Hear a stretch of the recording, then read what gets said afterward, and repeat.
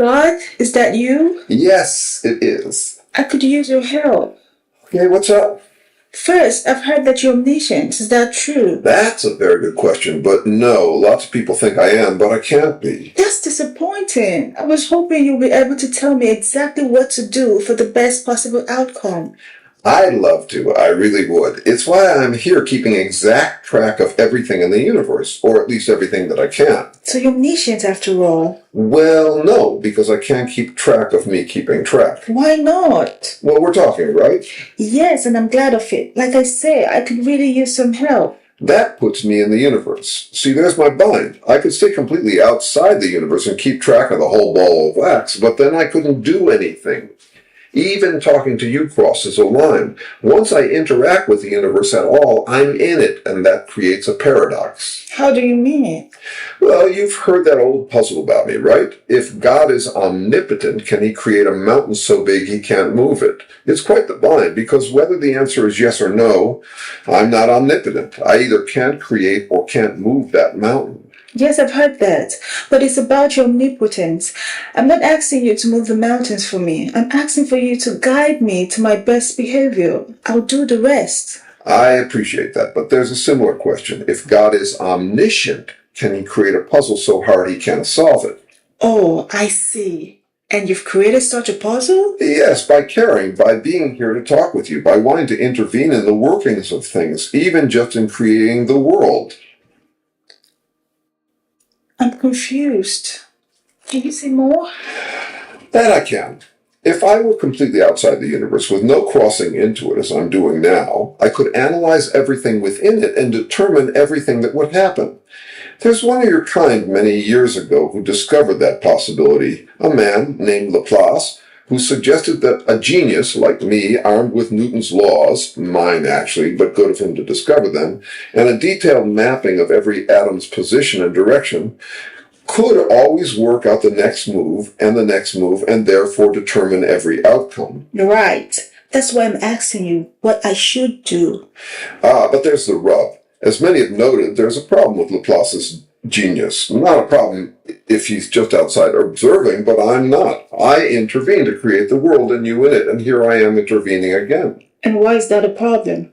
Well, you get this loop when the genius meddles. He or she becomes part of the universe and therefore has to track his or her own tracking, which is like eating your own mouth. It gets complicated. It's the watcher watching himself watching, and in his watching, complicating the watching.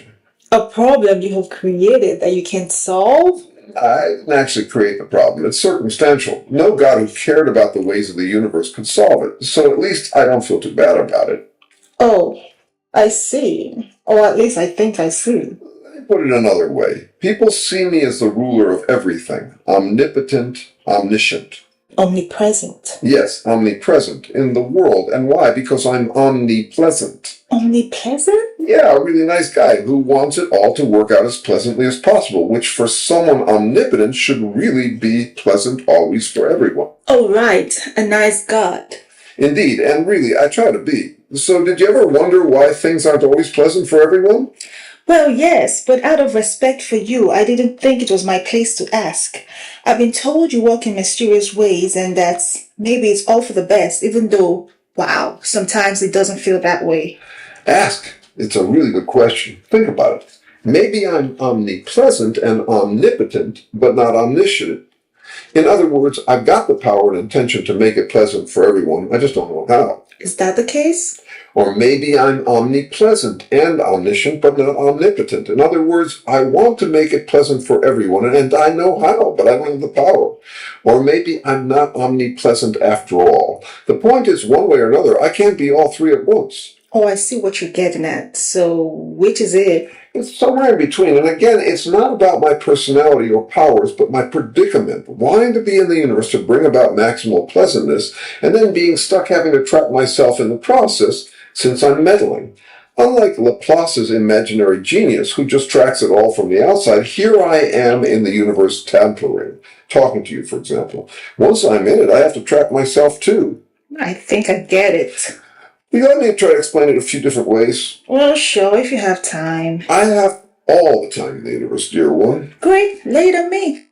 To get a sense of the predicament, let's try time travel. If you go back in time and meddle, maybe you'd change things such that you wouldn't be here, the same person going back in time to meddle. Oh, right, like Back to the Future. I love that movie. Yes, like Back to the Future. That's one of those loops that make the predicament inescapable. Yeah, so try this one, which you all keep dealing with, much to my amusement, since it's like the story of my eternal life. Folks call me Lord, right? Lord of Lords, Lord of everything? Yes, I've heard that. Okay, but that means I'm Lord of me too, which is a problem, because if I'm a Lord of me too, who's lording whom? You're self-governing? Exactly. There's a loop there too. You see that problem for us humans too.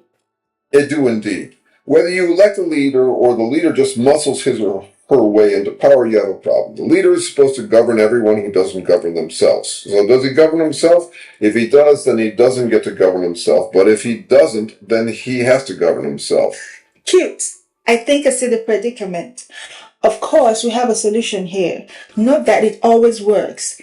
Either the people govern the governor, or we get a higher level governor to govern the ungoverned governor, or both. Right. But if the people are governing the governor, then who gets the last say? And what if the people and governor are in cahoots and not toward omnipleasantness? Because I've seen how that happens too. That's why we'll be best off with a supreme world governor, maybe. Ooh, careful, that's dangerous. I wouldn't recommend it. What if he or she is a total jerk? Wait, isn't that why you're the supreme lord? Ah, and who governs me? That's exactly the loop I'm talking about. Lord knows I try to be omnipresent, but I can't know everything about me any more than I can eat my whole mouth. It's confusing, but I think I get what you're talking about. So I guess it turns out you can't tell me exactly what to do. Not without intervening in ways that could alter things. Do you have time for one more take on this challenge I face? One more and then I'll need a nap. Because while this may be easy for you, it's hard on my little brain. Do you ever play video games? Yes, lots. And there are two kinds, right? Single-player games and multiplayer games. Yes, though the one-player games have other characters in them. Exactly. They're called non-player characters. They're programmed into the game. They're like virtual robots. You got it. So can you get cheat books that tell you exactly how to win both kinds of games? No, just the one-player games. They can tell you exactly how to win. And you can find all sorts of strategy advice for a multiplayer game, like World of Warcraft, but there's no guarantee the strategies will work. Great. So you come to me to be your cheat book. By the way, what was your question? I forgot to ask. I would really like to find my soulmate. Perfect. So if life is a one-player game, good news, I could give exactly one person, you, complete instructions for finding your soulmate. The bad news is that your soulmate would have no soul. They would have to be a non-player character, a robot. Oh, I think I'm beginning to get it. Can I try a version on you? I'm all ears. GPS. You know all about it, right? I know about pretty much everything. It works because the roads don't change. It works so long as the roads don't change. Right. But what if every time I traveled, I altered the roads? Yes, even if in traveling you added to congestion that made some other roads the better route. Yes, you'd have to keep updating the GPS guidance. Which is what they do, and that's why you can't get the once and for all guidance you seek. I could send you on a path today to find your soulmate that in your seeking, you made the completely wrong path. You could end up with a jerk of your own making. So you're not omnipotent, omniscient, and omnipresent. Alas, no. It'd be nice if I were, and I can certainly understand why people would hope I was. If they could just ask me and I'd be the perfect Ouija board, but I'm not after all. And it's nothing personal. It's about this darn eat-your-mouth loopy predicament that any god, Lord of Lords, Lord of everything, would face by being part of the universe, trying to influence what happens. That's disappointing. Yeah, I'm just somnipotent, somniscient, and pleasant. That's all I can be. Hey, but look on the bright side. At least you're not a non-player character. What do you mean? If I really controlled everything, you'd be a robot. You'd have no say in what happens. People talk as though they'll like it. Sure they do. Everything is God's will, they say, as though that's any comfort. Well, in a way, it would be, because then I wouldn't have to feel bad about not finding my soulmate. It would be all on you and your will. Better that than a robot soulmate, right? Good point. I'll take my chances. Yes, a gamble, but with a sweet upside. How do you mean? Religious people are married by faith to the belief in me as omniscient. They've found what to love about a world in which I call all the shots way in advance, and they've found ways to discount the disappointment of everyone being a robot. That's how it is with marriages. You're focused on what's good about them and not what's bad. A marriage to anything is how we make peace with the life we end up living. Exactly. You've heard people say you don't know what you've got till it's gone. Sure. That's true, but so is its opposite. You don't know what you're missing till what you had is gone. Oh, I see where you're going here. Like when your marriage to something ends, you have to count different benefits and discount different costs. Right, so too bad you all can no longer count on me to know everything, but there's a huge benefit that the religious have been missing. A windfall. Which windfall? That there are windfalls, that the future is open-ended, the story of life is incomplete. Right, like miracles. Yes and no. Unforeseeables, but not magic, natural surprises, and of course not always happy surprises. Yes, and yet that's what we seem to want with our quest for free will. Which some folks say they want wholeheartedly, even though they want to have me to be able to provide reliable GPS.